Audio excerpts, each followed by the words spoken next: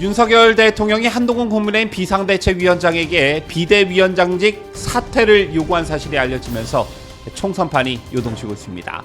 한 위원장이 외부 영입 인사인 김경률 비대위원을 서울 마포울 출마 후보로 공개한 것이 사천이라는 게 사퇴 요구의 표면상 이유였고, 김건희 여사의 명품 가방 수수 의혹 수습책에 대한 이견이 결정적인 이유인 것으로 전해졌는데, 한 위원장은 대통령실의 사퇴 요구를 거부했습니다.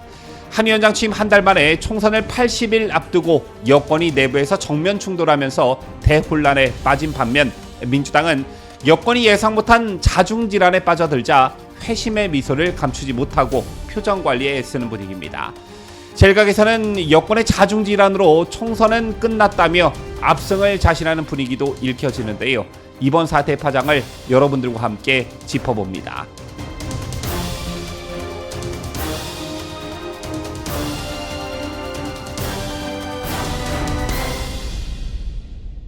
시청자 여러분 안녕하십니까? 뉴스데일리 베스트 미네커입니다. 주말이었던 어제 전여욱 전 의원이 SNS에 이런 글을 올렸더군요. 암투병 중인 전 의원은 제가 그때까지 살아있을까요? 라며 총선에서 한 표만 던질 수 있으면 좋겠습니다. 라고 했습니다.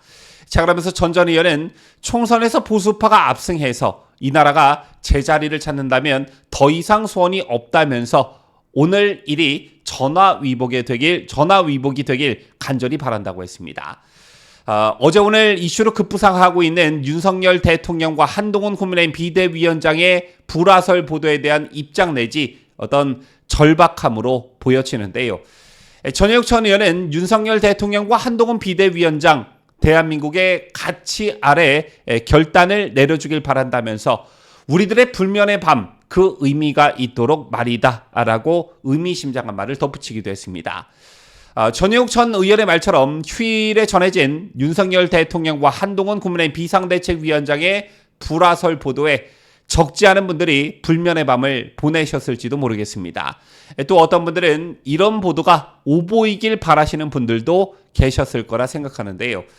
아시다시피 앞서 전날 대통령실과 국민의힘 주류가 한동훈 비대위원장이 사퇴를 전달했다는 보도가 다수의 언론을 통해 보도됐습니다.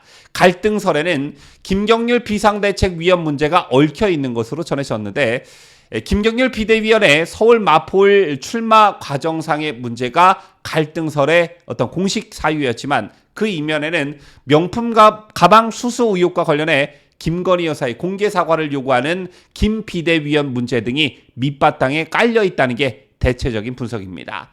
자, 이 한 비대위원장은 국민 보고 나선 길 할 일을 다하겠다라면서 사퇴 요구를 거부했습니다.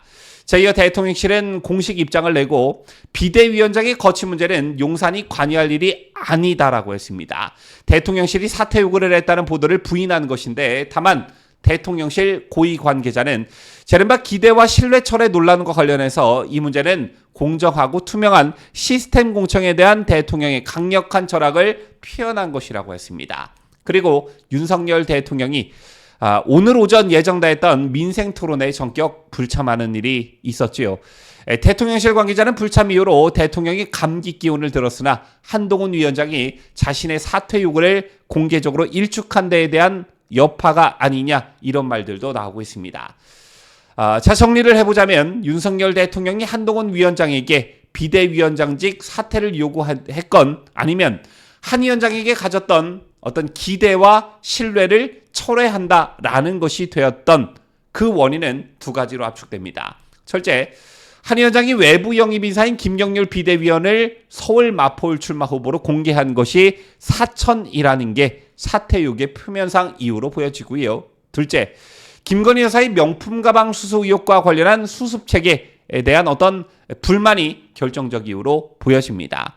이 과정에 김경률 비대위원의 발언이 결정적 영향을 미친 것으로 보여지는데, 김 비대위원은 지난 17일 한 유튜브 방송에 출연해 대통령과 영부인의 입장 표명 내지 사과를 촉구하면서 프랑스 혁명이 왜 일어났는가, 마리 앙투아네트의 사치, 난잡한 사생활이 하나하나 드러나면서 감성이 폭발된 것이라며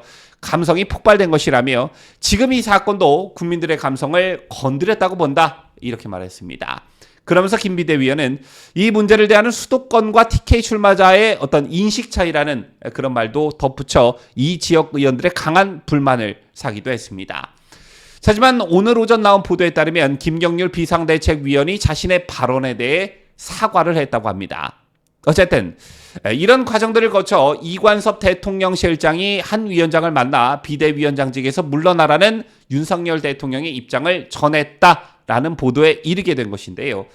자, 그렇다면 이걸 어떻게 해석할 수가 있을까요? 두 가지 원인이 서로 별개로 보여지지만 상관관계를 갖는다고 볼 수 있습니다.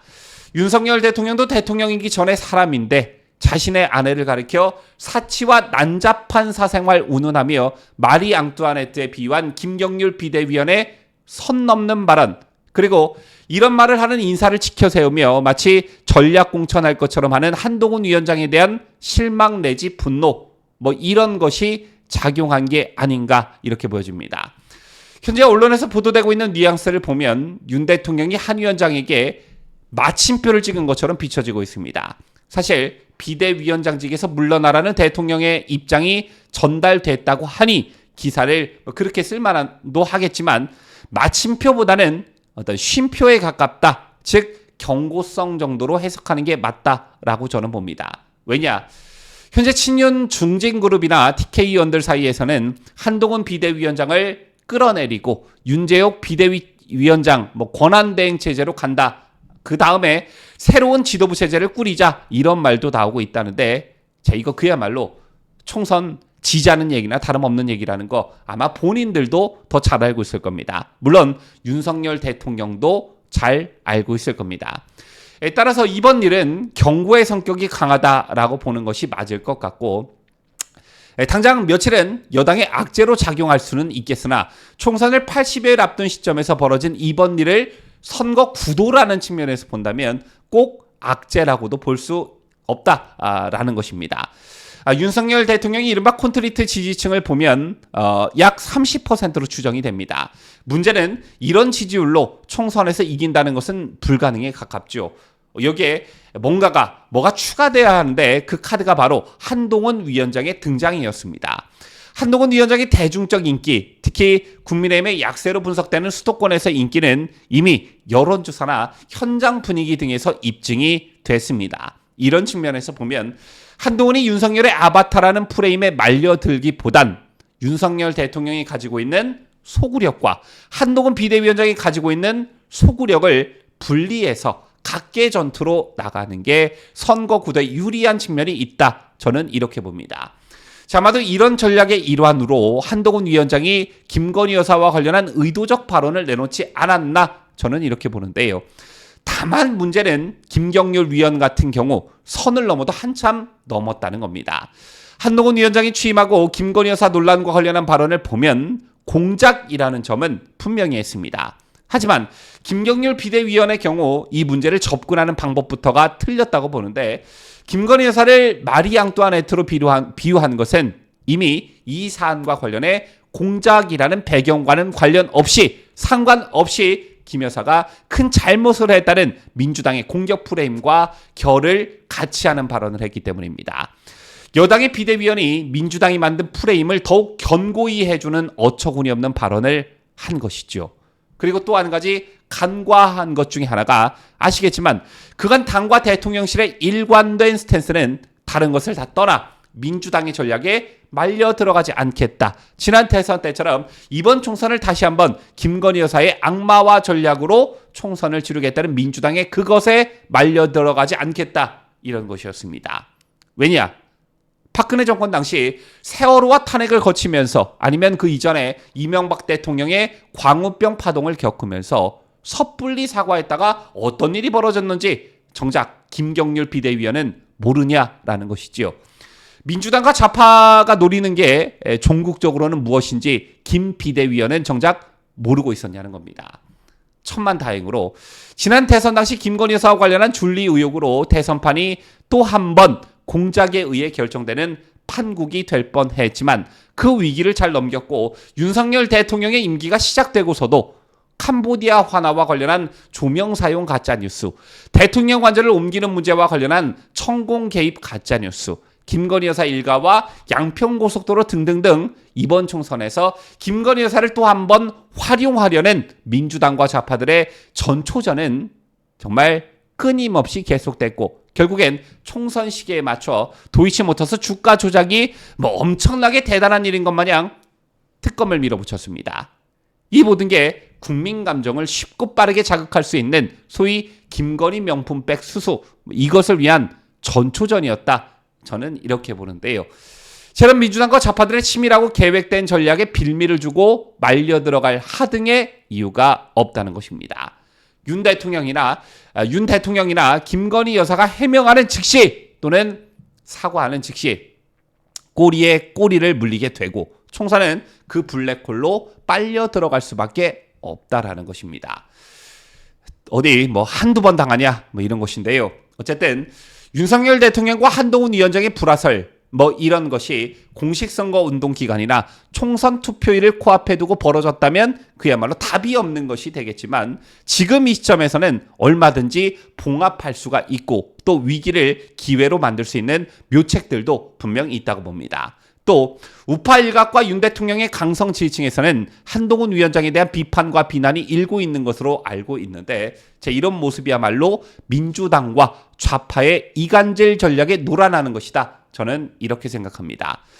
총선을 80일 앞둔 시점에서 한동훈 없이 선거를 치른다. 이거 자신 있으신 분들 혹시 계신지요? 따라서 저는 이번 윤석열 대통령의 메시지는 경고성 성격이 강하다. 그리고 한 위원장 또한 자신이 비대위원장직을 수락한 근본적 이유와 목표가 윤석열 정부의 성공을 위함이었다라는 것을 잊지 않았으면 좋겠습니다. 지금까지 저는 자유대한민국을 소화하는 뉴스데일리 베스트 민앵커였습니다.